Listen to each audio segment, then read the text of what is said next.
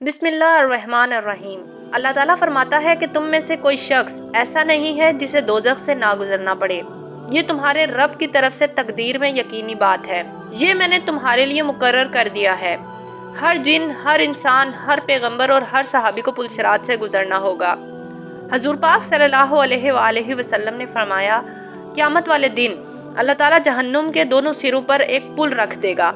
وہ پل چھری کی دھار سے زیادہ تیز اور بال سے زیادہ باریک ہوگا اور ہر شخص کو اس پل کے اوپر سے گزرنا ہوگا۔ سب سے پہلے میں اپنی امت کو لے کر اس پل کے اوپر سے گزروں گا اور پھر تمام انبیاء اپنی اپنی قوم کو لے کر اس پل کے اوپر سے گزریں گے، اور اس وقت ہر رسول کی زبان پہ سمیت میرے یہی الفاظ ہوں گے، ربی سلم ربی سلم، اے رب سلامتی فرمانا، اے رب سلامتی فرمانا، اے سلامتی فرمانے والے رب سلامتی فرمانا۔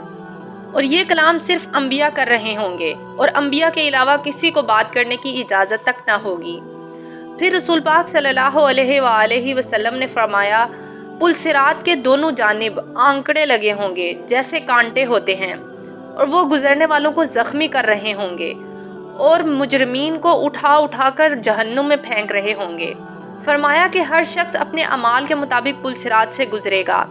کوئی شخص بجلی کی سی رفتار سے پل صراط سے گزر جائے گا اور کوئی گھڑ سوار کی طرح گزرے گا اور کوئی پیدل چلتا ہوا پل صراط پار کر لے گا، اور فرمایا کہ کوئی شخص گھٹنوں کے بل گھسٹتا ہوا جا رہا ہوگا۔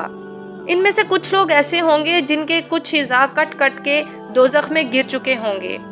ان کا فیصلہ اللہ پاک قیامت والے دن کرے گا۔ اللہ پاک سے دعا ہے کہ اللہ تعالیٰ ہمارے گناہ بخش دے اور اپنے حبیب کے صدقے ہمیں پل صراط سے بجلی کی سی تیزی سے گزرنے کی توفیق دے، آمین۔